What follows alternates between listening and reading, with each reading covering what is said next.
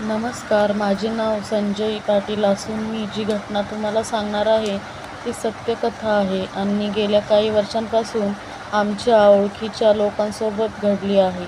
काही कारणामुळे मी प्रत्यक्ष पात्राचे आणि स्थळांचे नाव बदलत आहे, कारण आजच्या परिस्थितीत सध्या सोशल मीडियावर सगळेच ॲक्टिव्ह आहेत आणि माझी कोणत्या भावना दुखवण्याची अजिबात इच्छा नाही. आणि एक विनंती, माझी ही कथा कृपया जास्तीत जास्त करून लोकांना शेअर करा अशी विनंती.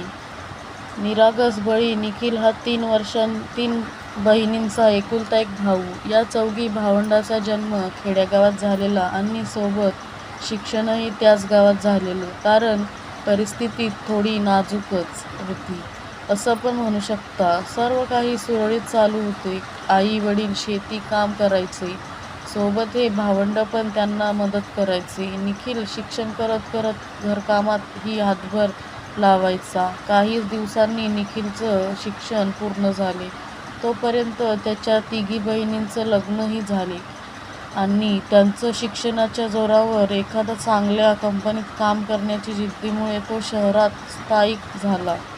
कालांतराने त्याचे आई वडील पण त्याच्यासोबत शहरात येऊन राहू लागले. निखिलच्या इच्छेनुसार चांगल्या कंपनीत कामही मिळाले. त्यानंतर काही दिवसांनी त्याने राहत असलेल्या परिसरात स्वतःचं घर देखील घेतलं. सर्व काही व्यवस्थित सुरू होते. काही दिवसांनी निखिलचे लग्न झाले. निखिलला पत्नीही तशीच मिळाली, चांगली, देखणी, सुशिक्षित, मनमिळावू, सगळ्यांना सांभाळून घेणारी. पण म्हणतात ना, ज्या ठिकाणी चांगल्या गोष्टी घडत असतात त्या ठिकाणी वाईट किंवा नकारात्मक व्यक्ती किंवा शक्तीचा वापर असतो. हे सिद्ध झालं, कारण पुढे घडणाऱ्या घटनाच अशा होत्या की कोणाला विश्वास बसणार नाही, तर कोणी स्वप्नातही असा विचार करू शकणार नाही जसा निखिल आणि त्याच्या घरच्यांनी केलं नव्हतं. जेव्हा निखिलचे आई वडील निखिलकडे शहरात राहण्यासाठी आले, त्याच दरम्यान त्यांचे काका काकू पण त्यांच्यासोबत शहरात आलेले होते. ज्यावेळेस निखिलने एक घर घेतलं त्यावेळी त्यांच्या बाजूचं घरही विक्री होतं आणि कमी दरात असल्याकारणे त्याला एक कल्पना सुचली.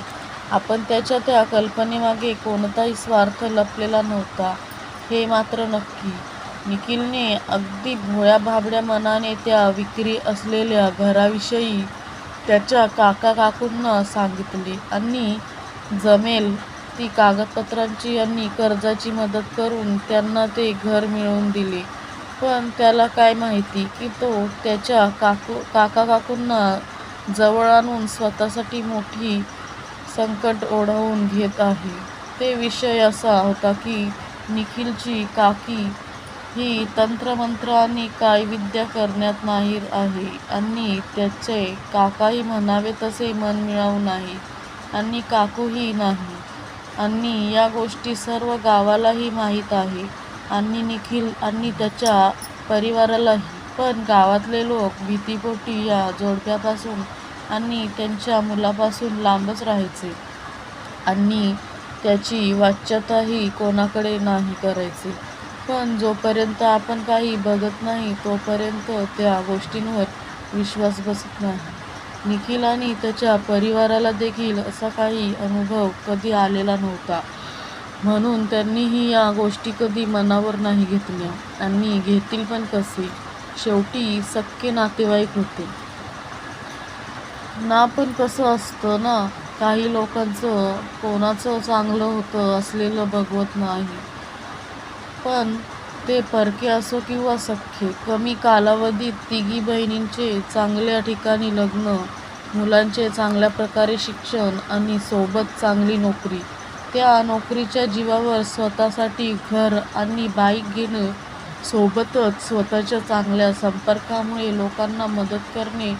जशी निखिलने त्याच्या काकांना घर घेऊन देण्यात मदत केली आणि जणू आपण त्याच्या मदतीखाली दाबले गेलो, अशा बऱ्याच गोष्टी त्यांच्या काका काकूला खटकत असत. निखिल आणि रोहिणीच्या लग्नाला बरेच महिने झाले होते, पण अजूनपर्यंत त्यांना संतानसुख प्राप्त नव्हतं झालेलं. ते डॉक्टरांकडून उपचारही घेत होते. कोणी सांगितल्याप्रमाणे देवधर्मही करत होते. पण कुठेच काही टाळा बसत नव्हता. शेवटी दोघांनी पण आपल्या नशिबात मूलबाळ नाही ही गोष्ट मान्य केली. पण त्यात एक गोष्ट चांगली होती, ती म्हणजे रोहिणी. ही शिकलेली तर होतीच, पण खूप समजूतदारही होती.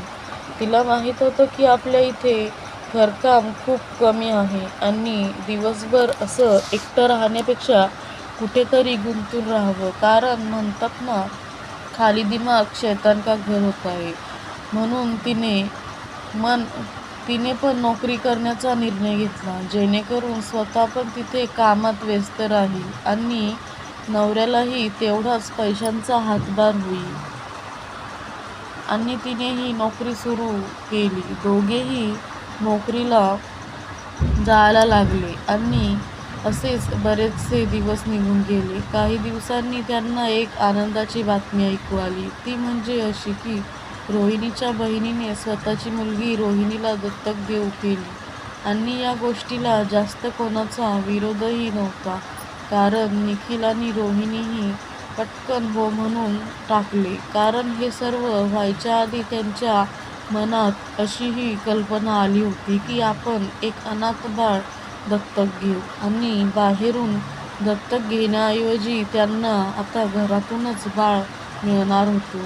घरात सर्वजण एका चिमुकलीच्या येण्याने आनंदी होते. काही दिवसांनी कायदेशीररित्या दत्तकविधी पार पडला. त्यांनी मुलीचं नाव परी ठेवलं, कारण होतीच ती परीसारखी खूप सुंदर, देखणी, सर्वांना आवडणारी, सरळ सुरळीत.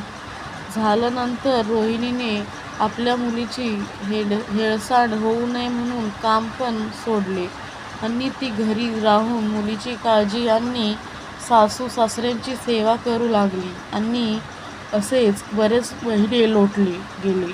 परी थोडी मोठी झाली, चालायला लागली, बोलायला लागली. हुशार पण तेवढी होती ती. तिला बऱ्याच गोष्टी समजायलाही लागल्या होत्या. एकुलती एक असल्याने सगळ्यांचा काळजाचा तुकडा बनली होती परी.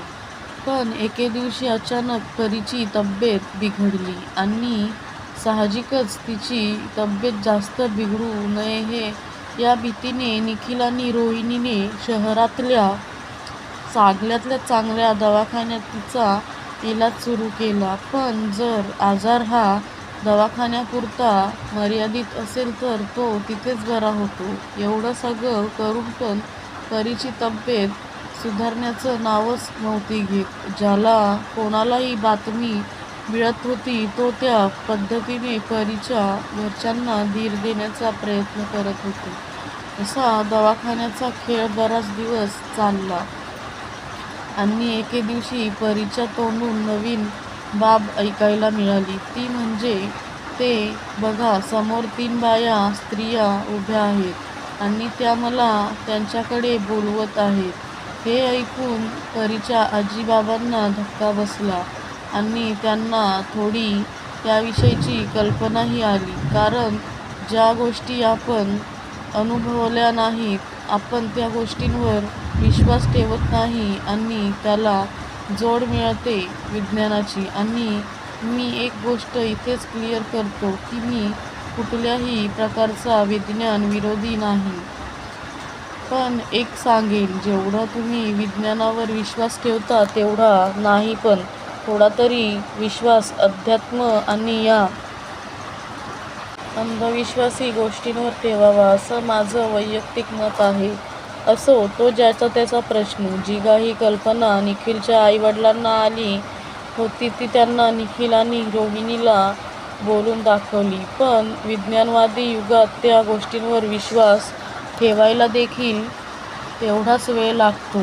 पण तरीही आईवडिलांची परी विषयी काळजी आणि जुने मतप्रवाह यामुळे निखिलने त्यांना त्यांच्या पद्धतीने परीवर उपचार करण्याचा विश्वास दिला. पण आधी एक अट घातली की आधी आपण दवाखान्यातून पूर्ण उपचार घेऊ आणि तरीही काही फरक नाही पडला तर मग आपण तुम्ही सांगाल त्या गोष्टी करू. झालं आता काय बोलणं असा प्रश्न परीच्या आजीबाबांना पडला. पण ते हार मानणारे नव्हतेच. त्यांनी बऱ्याच लोकांना याविषयी विचारलं. त्या लोकांनी सांगितलं त्या ठिकाणी गेले, कारण परिस्थितीच तशी होऊन गेली होती. परीला त्या 3 बाया सतत दिसायच्या, हसायच्या, तिला सोबत बोलवण्याच्या खुणा करायच्या. हे सर्व ती इवलीशी पोर घाबरून रडून सांगायची. पण ती आजारी असल्यामुळे तिला भास होत असेल अशी डॉक्टरी पट्टीच जणू निखिलच्या डोळ्यांवर बसली होती. आणि असेच परत दिवसांमागून दिवस निघत होते. पण यात एक गोष्ट होती, ती त्या 3 बाया परीला कुठे पण दिसू लागल्या. पण शेवटी शहर गावात म्हातारे आजी बाबाही कुठे फिरतील अशा गोष्टींचा माग काढण्यासाठी. आणि एक दिवशी एका व्यक्तीकडे त्यांना या गोष्टीचा उकल झाली की परीला कोणत्याही आजाराने नाही तर एका दुष्ट व्यक्तीच्या वाईट हेतूने ग्रासले आहे. आणि त्या व्यक्तीने परीवर काळी जादू केली करणी असा प्रकार केला आहे. हे ऐकून आजीबाबांच्या पायाखालची जमीनच सरकली. आणि शिवाय त्यांनी हे पण सांगितले की आता याला खूप उशीर झाला आहे. तुम्ही जेवढ्या लवकर तिला एखादा सिद्ध माणसाकडून किंवा एखाद्या सिद्ध देवाच्या ठिकाणी घेऊन जाऊन उपचार सुरू करणार, तेवढे तिला वाचवण्याची तुम्हाला संधी मिळेल. आता यात एक प्रश्न तुम्हाला पडला असेल की एवढ्याशा मुलीवर असा प्रकार कोणी केला असेल. पण यात एक गोष्ट अशी असते की जो व्यक्तीकडे आपल्याकडे याच कोड उलगडतो, तो व्यक्ती त्या समोरील तांत्रिकाचं नाव कोणत्याही सबबीवर आणि त्याला देऊ केलेल्या आमिषावर सांगत नाही. आता यामागे पण अनेक बाबी आहेत. उपाय मिळाल्यावर शांत बसतील ते आजी आजोबा कसले. आणि परीची अवस्था बघून निखिललाही आत्ता या गोष्टीची जाणीव व्हायला लागली. आणि त्यानेही आई वडील म्हणतील तसे उपाय करायला सुरुवात केली. पण यात एक गोष्ट चुकीची अशी की ते त्यांचं दुर्दैव म्हणता येईल की त्यांना सुरुवातीला ढोंगी किंवा चंगळमंगळ व्यक्तींचा पत्ता भेटू लागला. आणि असे कित्येक उपाय करून पण काहीच फरक परीमध्ये जाणवत नव्हता. आणि असं करता करता पण अजून थोडे दिवस निघून गेले. माझी आजी, माझी आई आणि आमचा पूर्ण परिवार महानुभाव पंथाचे दैवत श्री चक्रधर स्वामी, थोडक्यात भगवान श्रीकृष्णाची भक्ती करतो. त्यात माझी आजी आणि आई याचा खूप निस्सीम भक्ती आहे. कारण त्या देवाने आम्हाला अनेक संकटातून वाचवले आहे आणि अजून पण वाचवतोच आहे. आम्ही पण त्या पंडित परिवाराला चाळीसगाव तालुक्यातील कनाशी या गावी जाऊन प्रभू श्री चक्रधर स्वामींच्या सानिध्यात जाण्यास सांगितले होते. कारण त्या ठिकाणी कोणीही तांत्रिक किंवा मांत्रिक नाही. तिथे अक्षरशः देव स्वतः अशा अनेक रुग्णांना बरा करतो. पण त्यांना काय वाटले त्यांना माहीत नाही. त्यांनी जणू कानाडोळा केला किंवा त्यांना देवापेक्षा मांत्रिकावर जास्त विश्वास बसला म्हणून गेले नाही. असो, जे कारण असते ते आमचं कारण होतं. सांगायचं आम्ही सांगितलं. पण हे सत्र असंच सुरू होतं. परीला आता त्या 3 स्त्रिया अगदी जवळ दिसू लागल्या होत्या. आणि एवढ्या दिवसात अनेक तांत्रिक मांत्रिक करून होत असलेल्या इलाजाचा काहीही फायदा होत नाही, हे आता निखिलच्या परिवाराने जाणलं होतं. शेवटी त्यांना कोणाकडून तरी गाणगापूर देवस्थानची माहिती मिळाली आणि त्यांनी गाणगापूरला निघण्याची तयारी केली. थोडक्यात काही दिवसांपूर्वी आम्ही सांगितलेले स्थळी जरी ते जात नसले तरी ते त्याच देवाच्या चरणी जात होते. हे ऐकून आम्हाला बरेही वाटले. आणि परी आता नक्की बरी होईल हे पण आम्ही बोलू लागलो. पण नियतीच्या मनात काही वेगळंच होतं. रस्त्याने जात असताना परीला त्या स्त्रिया सतत दिसत होत्या आणि तिला जवळ बोलवत होत्या. आणि परी ते तिच्या घरच्यांना बोलवून पण दाखवत होती की त्या मला बोलवत आहेत. असं आणि मध्येच कोणाला तरी टॉयलेट लागल्या कारण गाडी थांबवण्यात आली आणि जे नको व्हायचं, जे नाही घडायचं होतं ते घडलं. नेहमी लक्षात असू द्या, अशावेळी पीडित व्यक्तीला कुठेही देवस्थानात घेऊन जात असताना मध्ये कुठेच थांबवत नाही. खुद्द त्या व्यक्तीने सुद्धा सांगितलं तरी रस्त्यात कुठेही गाडी थांबवून त्या व्यक्तीला बाहेर जाऊ देत नाही. आणि अचानक परीची खूप तब्येत बिघडली. तिची ती अवस्था बघून तिला वापस दवाखान्यात भरती करण्याचा निर्णय घेण्यात आला आणि गाडी देखील वापस फिरवण्यात आली परत आपल्या शहराच्या दिशेने. पण जणू त्या तिघीजणी त्या दिवशी परीला कायमच्याच न्यायला आल्या होत्या आणि त्यांनी त्यांचं काम पार पाडलं. शहराच्या दिशेने वापस येत असताना जास्त तब्येत खराब झाल्याने रस्त्यातच त्या कोवळ्या लेकराचा प्राणज्योत मावळली. एका क्षणात होत्याचं नव्हतं झालं आणि परी त्यांना कायमची सोडून देवाकडे गेली. परीच्या जाण्याचं दुःख एवढं तीव्र होतं की रोहिणी त्याला सहन नाही करू शकली आणि कित्येक दिवस ती घरातच बसून राहिली, परीचा फोटो उराशी घेऊन आणि तिच्या आठवणीत मग्न होऊन. अशा परिस्थितीमध्ये त्या व्यक्तीच्या नावाचा उलगडा जरी झाला तरी काळजीपोटी म्हणा किंवा भीतीपोटी त्या व्यक्तीच्या वाटेला जाण्याची सहसा कोणी हिंमत करत नाही आणि तेच निखिल आणि त्यांच्या परिवाराने केले.